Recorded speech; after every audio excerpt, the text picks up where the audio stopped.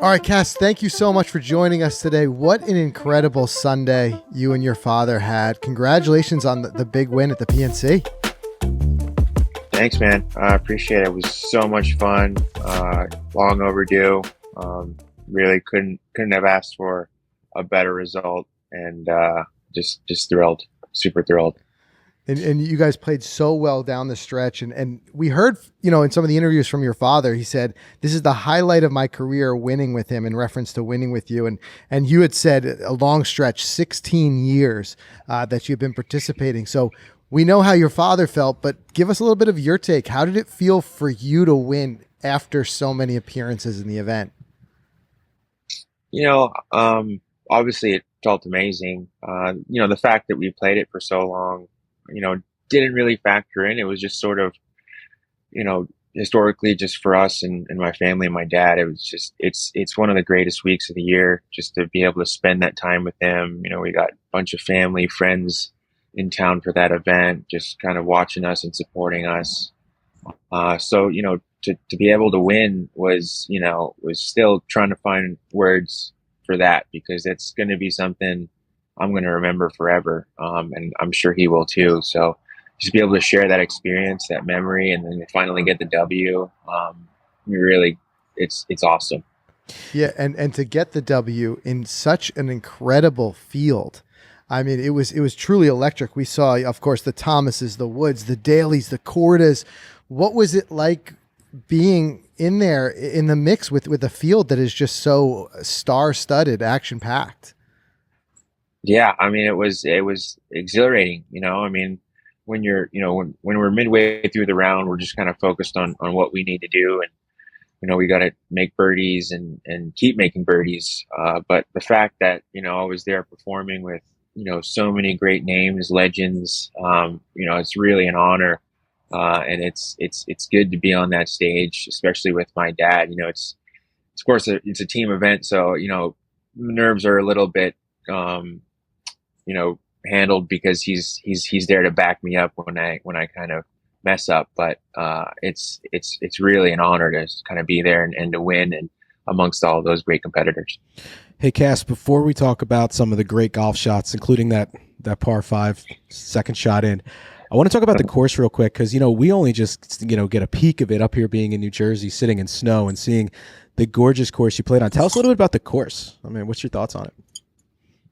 The course is great, and I know it pretty well now because we've played it so many years. I always go down a couple months before I do a practice round. I mean, the property it's on is great. It's got 2 awesome hotels, at JW and the Ritz-Carlton. But the course is good. It's set up for teams and for people to make a lot of birdies. There's a lot of reachable par 5s, especially because we were playing, the tees up.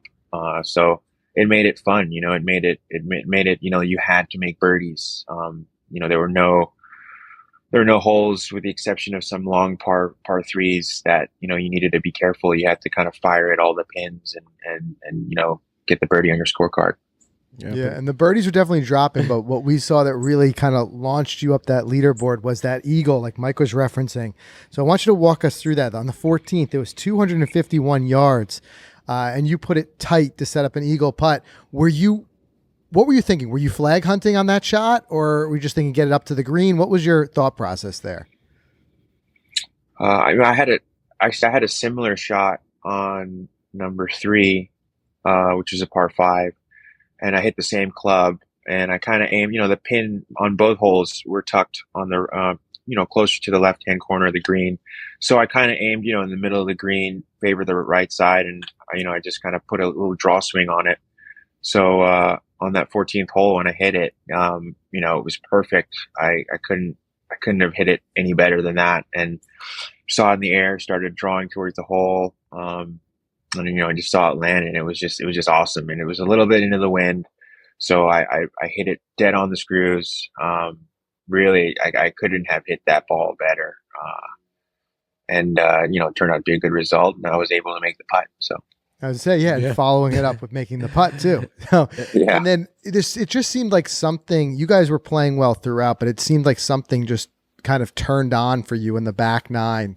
I mean, going even further down, you had on the 16th hole, you had that 75-yard wedge shot that you put really close, kind of like really solidifying you at the top of the leaderboard. But was there something that kind of shifted for you and your father in that final stretch that you guys seemed to really lock in? Yeah. We got cold. I think after the 7th hole, we had a string of like 4 pars. So really it was on the 12th hole. My dad hit it pretty close on that par 3. And then, I had a really short birdie putt, made that one. And then we birdied the 13th and of course eagled the 14th. So that kind of gave us the momentum. And, I wasn't really that nervous throughout the whole day, except on, starting on number 15, I could like feel my hands start sweating because I could tell we were up there. So I was like, okay, something, I'm glad we made that birdie on the 16th because that definitely, left a good feeling in me. And how do you, I mean, playing in the event for so long, how do you prep for this event? Do you play with your father regularly? Is there anything you did specifically maybe different this year in prep wise? I played a lot more golf this year.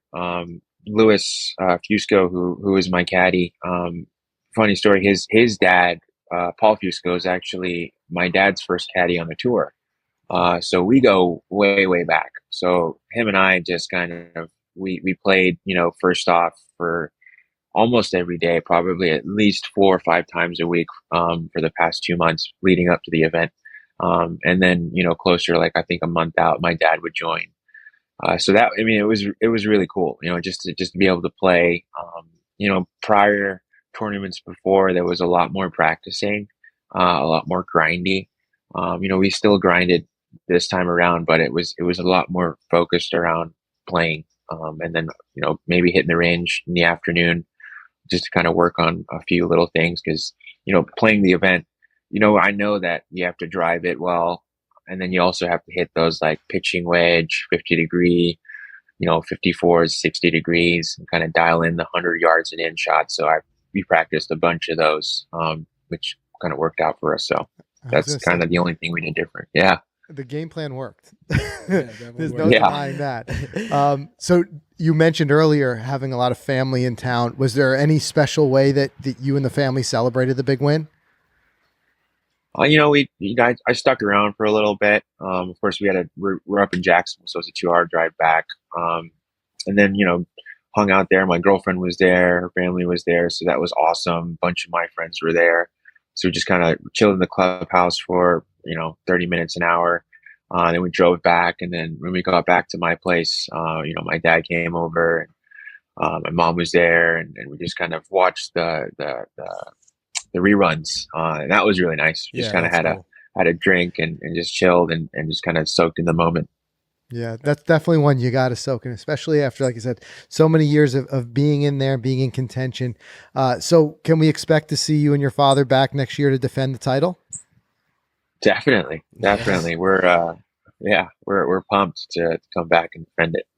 Well, like I said, the game plan for prep work to get that done. And then clearly you guys, you got the win done. So congrats again.